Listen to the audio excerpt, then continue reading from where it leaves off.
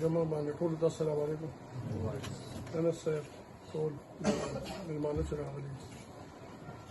خپلې خبرې به هم کړې وې چې څنګه انس صاحب امید یوسف علي ټولو پکې خپل کوشش کړی دی یو اختلاف خلکو کې راشي غلط فهمۍ د وجې راشي هر څه د وجې راشي خو یو اختلاف راشي د هغې بهترین حل دا دی چې خلک هغه په قلاره کښېني خبره پرې وکړي جرګه پرې وکړي او ښه خبره دی که چا نه زیاتې شوي نو چې چا سره شوي هغه دی هغه معاف کړي او تاسو کړي هم دا دي دې کې د الله پاک هم دا شی خوښ دی چې تاسو د الله په نامې څوک زیاتې وکړي هغه معاف کړي د هغې اجر الله پاک ورکړي انسان یې نه شي ورکولی غلطیه نه کېږي انسان وي غر څوک غلطي کوي داسې یو قسم نشته سوای د انبیا نه علاوه صحابیانو هم غلطیانې کړي موږ ډېر معمولي خلک دي چې غلطي وشي ښه خبره دا ده چې سړی معاف کړي او هغه شی هغه غلط فهمي یا هغه جګړه یا هغه اختلاف په ښه طریقې سالو کړي او د هغې نه پس خپل تعلق هم د هغې نه ښه جوړ کړي لکه چې مخکې لپاره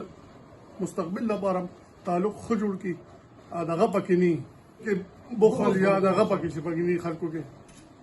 نو مینې محبت سره هغه تعلق بیا مخکې مو چلی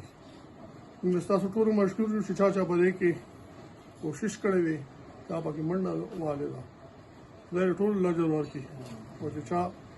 معاف کړه خدای دې پاک هغه له اجر ورکړي او چې چا خپله غلطي ومنه دا هم یو غټه خبره ده چې سړی خپله غلطي ومني او بل نه معافي وغواړي ځکه دا ډېر غټ دغه غواړي یو کردار غواړي چې سړی وایي او ما زیاتې کړې زه معافي غواړم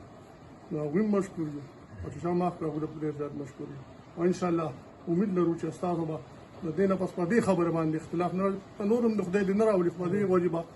مخکې اختلاف نه راځي ډېره مهرباني دوی پریس کانفرنس کړی و د واقعیا نه وروستو د هغې دې طرف نه شوی و د ملګري نورالله دې طرف نه خو چونکې په هغه پریس کانفرنس کې هېڅ داسې حقیقتي خبره نه وایه خو چونکې په د ځان د بچو دپاره یو شی شوي وه نو د هغې منګه ذوالفقار بی نه د دوی ر کور والا نه د دوی ر فیملي نه زه خپل طرف نه د دوی ر طرف نه معذرت غواړم معافي غواړم چې هغې کې داسې حقیقتي خبره نه وایه نو هغې هم درته معذرت د ذوالفقار خان او ستاره الله پاک ډېر عزت وکړي تا زمونږ د ټولې جرګې د ایم ایس صاحب د ډي ایم ایس صاحب پلی شکور خان د ټولو تا ډېر زیات خاطر وکړو دوی فی سبیل الله معاف کړل کنې حالانکې داسې هېڅ څوک هم نه کوي چې تا موږ سره څه وکړله نو ستا د الله پاک عزت وکړي او بس زما دا یو څو ماته ګوډې خبرې وي باقي ایلب خان به یې که څه ویل غواړي نو اجازت دې ورته الله رسته عزت وکړي مننه مهرباني کومه خبره چې ما کوله چې نرس چې کومه ده 2 نرسې وي ګوره دلته کې په هسپتال کې چې د 387 یا 82 نرسو ضرورت دی نو صرف 83 نرسې دا هم دې قام ته پکار ده چې دې نه خبر وي چې دلته کې سټاف څومره کمې دی د دې باوجود هم ایم ایس صاحب چې کوم دی دا ټول هر څه ځان سره چلی خو دغه یو توره لګولو په هغې باندې د هغوی زړه ته ډېر دوک رسېدلو د جرګې مشر دی چې د هغې هم سا ځاله وکړله یوسف علي صاحب په دغې باندې به کوم چې په یو نرسه نرس سره بل ځای کې کیلو نه لګوي دلته کې بله نرسه چې کومه ده دې ماشوم ته ولاړه ده په دې واډ کې چې کوم دی 15 نرسانې پکار دي 2 نرسانې چې کوم دی دا کار کوي نو په هغې باندې به تاسو ووایئ چې دغې نرسې تاسو تحقیقات وکړو چې د هغې دلته کې کار څنګه دی ډیوټي یې څنګه ده بالکل زمونږ خوراکۍ وه ډېره ښکلې ډیوټي یې کوله ماشاءالله ښه ایکټ یې وم چونکې موږ خو لیدلې نه خو بیا دا واقعه چې شوه دې نه وروستو خبرې کېږي که نه خو بهرحال چې څه شوي دي نو ښه نه دي شوي بدرنګه وته موږ ورته یو اکسیډنټ وویه د دې مخکې څه هېڅ نه پوله پټې شریکو نه څه تنازع وه خو چې شوي یو اکسیډنټ مثال لکه اکسیډنټ چې په روډ وشي